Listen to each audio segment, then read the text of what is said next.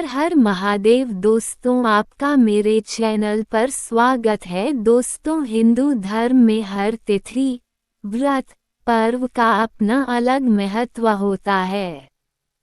चातुर्मास की शुरुआत आषाढ़ माह में पड़ने वाली देवशयनी एकादशी के बाद हो जाती है। देवशयनी एकादशी आषाढ़ माह के शुक्ल पक्ष की एकादशी तिथि तो पड़ती है। इस तिथि से भगवान विष्णु का शयन काल शुरू हो जाता है। इसलिए इस एकादशी को देवशयनी एकादशी कहते हैं। कहीं कहीं इस तिथि को पद्मनाभा भी कहते हैं। वहीं इसे चौमासा के नाम से भी जाना जाता है। देवशयनी एकादशी की तिथि से भगवान विष्णु और अन्य देवताओं का शयन काल शुरू हो जाता है। इस तिथि से शयन काल 4 माह तक चलता है, जिसे चातुर्मास कहते हैं। इस दौरान भगवान विष्णु 4 महीने के लिए योग निद्रा में चले जाते हैं। विष्णु जी 4 महीने के बाद कार्तिक माह की प्रबोधिनी एकादशी के दिन जागते हैं। दोस्तों, विष्णु जी को सृष्टि का पालनहार कहा जाता है। लेकिन जब भगवान विष्णु चातुर्मास के दौरान 4 माह की योग निद्रा में चले जाते हैं तो सृष्टि का कार्यभार भगवान शिव संभालते हैं। चातुर्मास के दौरान सभी तरह के शुभ और मांगलिक कार्यों पर रोक लग जाती है। इस माह में व्रत, पूजा, जप तप किया जाता है। चातुर्मास के दौरान हिंदू धर्म के ये 4 माह पड़ते हैं: सावन, भाद्रपद, आश्विन, कार्तिक।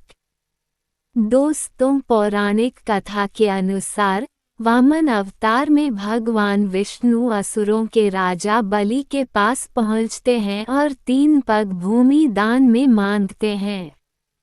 शुक्राचार्य बलि को मना करते हैं, लेकिन बलि के समक्ष कोई भी व्यक्ति जो भी वस्तु मांगता था उसे दान में मिल जाती थी। वह अपने दान पुण्य के लिए लोकप्रिय था। वामन देव ने 2 पग में पूरी पृथ्वी और स्वर्ग को नाप दिया। तीसरा पग बलि ने अपने सिर पर रख लिया। इससे प्रसन्न होकर वामन देव वास्तविक स्वरूप में आए। भगवान विष्णु ने राजा बलि से वरदान मांगने को कहा। इससे पूर्व उन्होंने बलि को पाताल लोक का राजा बना दिया और कहा कि कलयुग के अंत तक वहां निवास करोगे। तब बलि ने भगवान विष्णु से कहा कि वह चाहता है कि जब भी सोकर उठे तो साक्षात आपके दर्शन हो। आप पाताल लोक की शत्रुओं से रक्षा करें। वचनबद्ध होने के कारण भगवान विष्णु ने उसे वरदान दे दिया और उसके साथ पाताल लोक चले गए। काफी समय बीत जाने के बाद जब भगवान विष्णु वैकुंठ लोक नहीं पहुँचे तो माता लक्ष्मी सहित सभी देवी और देवता चिंतित हो गए। तब नारद जी ने माता लक्ष्मी को उपाय बताया। उसको मानकर माता लक्ष्मी श्रावण पूर्णिमा के दिन राजा बलि के घर पहुंची और मदद की गुहार लगाई। उन्होंने पहले राजा बलि को राखी बांधी, उसके बाद पूरा बात बताई।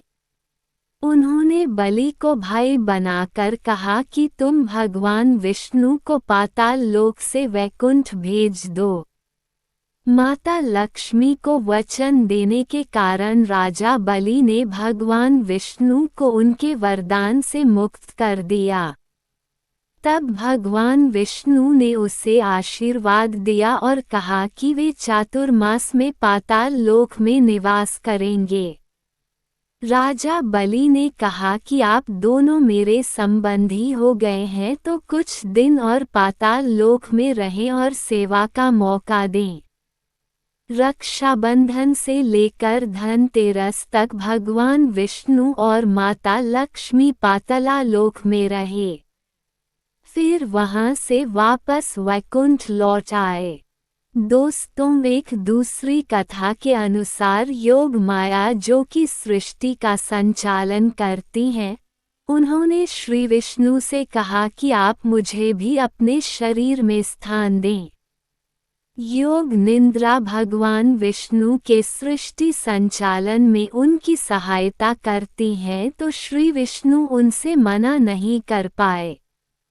श्री विष्णु ने योग निंद्रा को आँखों में स्थान दे दिया और इसी मत के अनुसार इन 4 महीनों में श्री विष्णु रहते तो क्षीर सागर में ही है, लेकिन वो योग निंद्रा में चले जाते हैं, जिसके कारण कोई भी मांगलिक कार्य संभव नहीं है।